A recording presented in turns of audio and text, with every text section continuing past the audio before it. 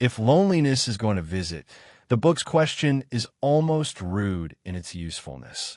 Can you make it work while it is here?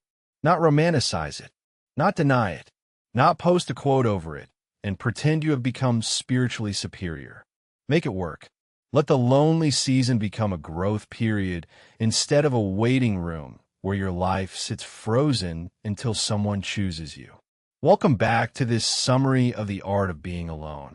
In this episode, we move into part 2, practicing the art of being alone, turning loneliness into growth, and making a new best bud, yourself.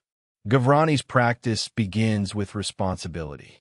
This can sound harsh if you hear it as blame, but the book uses it as power. You may not have chosen every wound, rejection, disappointment, or lonely chapter, but you still have choices about what you build next. The lonely season can become a place where you collapse into bitterness, or a place where you start becoming the kind of person you can live with. The first step is to stop waiting for rescue as the main plan. Rescue fantasies are comforting because they delay responsibility. One day, someone will arrive, understand everything, heal the ache, make life beautiful, and finally prove you were worth loving. Very cinematic. Also a terrible project manager. The book does not say love will never come. It says your life cannot be placed on pause until it does. If you wait for another person to give your life meaning, you hand them a job no human being can do permanently. People can love you, support you, inspire you, and walk with you. They cannot become the entire architecture of your self-worth without the building eventually shaking. Practicing aloneness means creating rhythms that make your own life feel inhabited. You begin with small acts of care. Clean the space you keep postponing. Cook something because your body deserves food, not because guests are coming. Move your body because you live in it. Read something that gives your mind better furniture. Keep a notebook. Take yourself outside. Make a plan for the week. Repair one neglected corner of your life. These actions are ordinary, which is why they matter. Many people imagine transformation as a dramatic reinvention, but Gavrani is more interested in daily self-respect. A life becomes livable through repeated signals. I am here, I matter, I can care for this person I am becoming. The chapter on turning loneliness into a growth period asks the reader to use discomfort as information. Loneliness can show where you are dependent, where you are undernourished, where you need community, where you need boundaries, where you have abandoned your own interests, and where you're still trying to earn love from people who cannot give it. Instead of asking only, how do I make this feeling disappear? The book asks, what is this feeling revealing? That shift matters. If the only goal is escape, anything distracting will do. But if the goal is growth, you become more selective. You stop reaching for the easiest numbing device and start asking what your life actually needs. Sometimes the answer is connection. The book is not anti-people. If loneliness is telling you that your life lacks honest community, then growth may include reaching out, joining something, repairing a friendship, making new friends, or learning how to be vulnerable. Solitude should not become a fancy excuse for never risking closeness. Sometimes the answer is self-development. A lonely season may contain time that used to be spent chasing people, explaining yourself, performing, or recovering for relationships that drained you. That time can be used to learn, train, create, organize, study, heal, and build competence. The silence that once felt empty can become a workshop. Sometimes the answer is grief. You may need to admit that a relationship, dream, image of yourself, or old version of life is gone. Growth is not always bright. Sometimes growth is letting yourself feel what you kept outrunning. The book Solitude makes room for that too. You can be sad without turning sadness into identity. The idea of making a new best bud is Gavrani's playful way of saying something serious. Become someone you can rely on. Many people treat themselves as an enemy, a project, or a disappointed parent. They speak inwardly with contempt and then wonder why being alone feels unsafe. Of course it feels unsafe. Who wants to spend time with a voice that insults them all day? Becoming your own companion begins with changing the inner conversation. This does not mean lying to yourself with sugary affirmations. It means refusing unnecessary cruelty. You can correct yourself without humiliating yourself. You can notice a mistake without turning it into a character assassination. You can admit weakness without deciding you are hopeless. The book's version of self-friendship includes curiosity. A good friend does not only criticize, a good friend asks, "Why did that hurt so much? What are you afraid of? What do you need right now? What pattern are you repeating? What are you proud of, but never say out loud? What would help you take one next step?" Self-friendship also includes celebration. Lonely people often become experts at noticing absence and terrible at noticing effort. They see who did not call, who did not invite, who did not choose them. They may not see that they got through a hard week, kept working, made a small change, told the truth once, or protected their peace. The book wants the reader to become a witness for their own progress. There is a subtle but important boundary here. Making yourself your best bud does not mean becoming self-absorbed. It means becoming internally accompanied. When you are internally accompanied, relationships become freer because you're not entering them starving for someone to prove you exist. This changes how you choose people. If you hate being alone, you may accept almost any company that distracts you from yourself. That is how people end up in friendships, romances, and groups that cost them their dignity. But if your own company becomes bearable, then other people's company must be more than noise. It must add something truthful.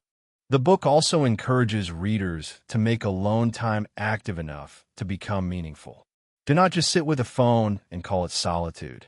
That is often loneliness with better lighting. Plan your alone time. Make it nourishing. Create rituals that make the time feel chosen. A walk without headphones, a Sunday reset, a reading hour, a private creative project, a meal cooked slowly, a list of things you want to learn. Over time, the emotional association changes. Alone no longer means abandoned. Alone means I know what to do with myself. Alone means I can rest, think, create, learn, clean, heal, and prepare.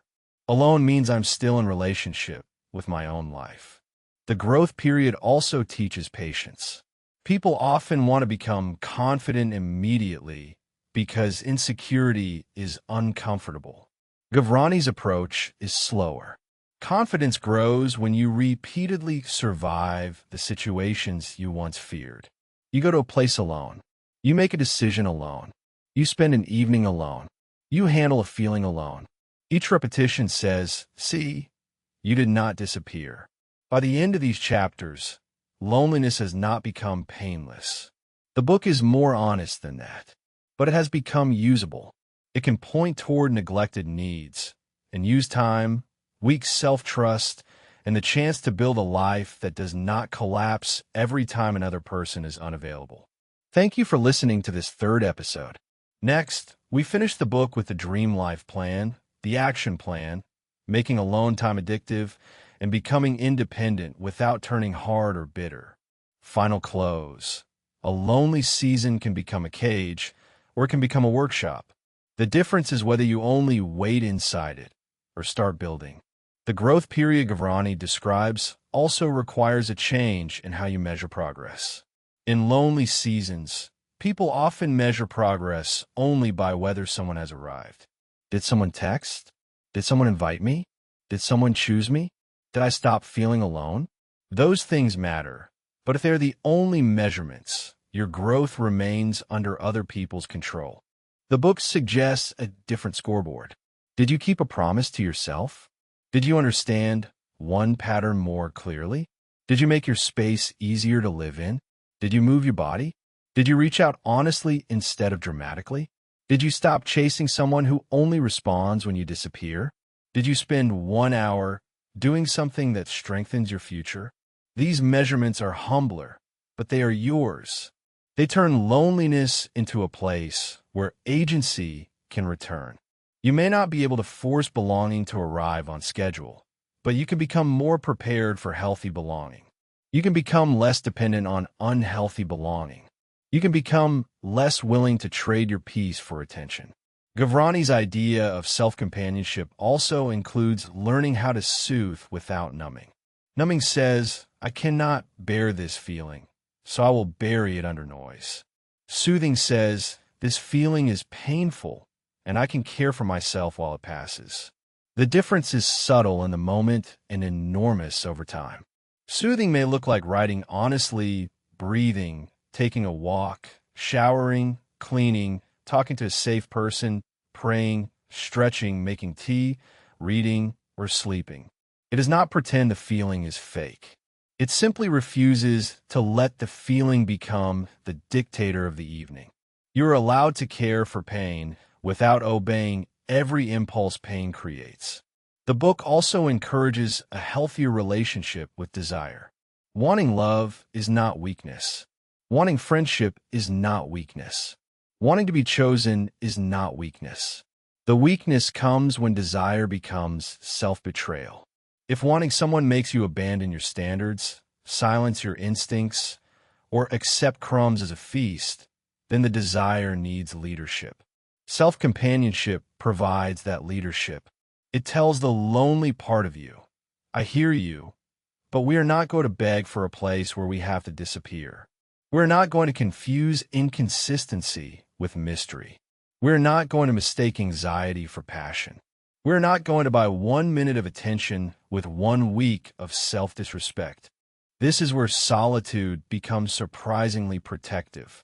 The better your own company becomes, the more obvious bad company feels. You notice when a conversation leaves you smaller. You notice when someone only likes your availability, not your personhood. You notice when a group requires you to betray your values for belonging. Alone time trains your ear for peace. The growth period also has a creative side. Many people discover that loneliness has been covering in used energy.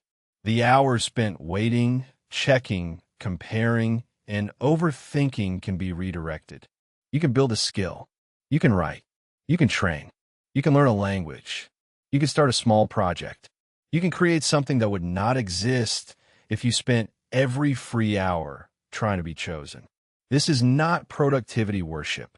The point is not to turn healing into another competition. The point is to experience yourself as a maker, not only as a person waiting to be loved. Creation restores dignity because it proves your inner life can produce something. Even a small private project can say, my attention can build, not only ache. By making yourself your new best bud, you also learn to enjoy your own humor, taste, pace, and curiosity.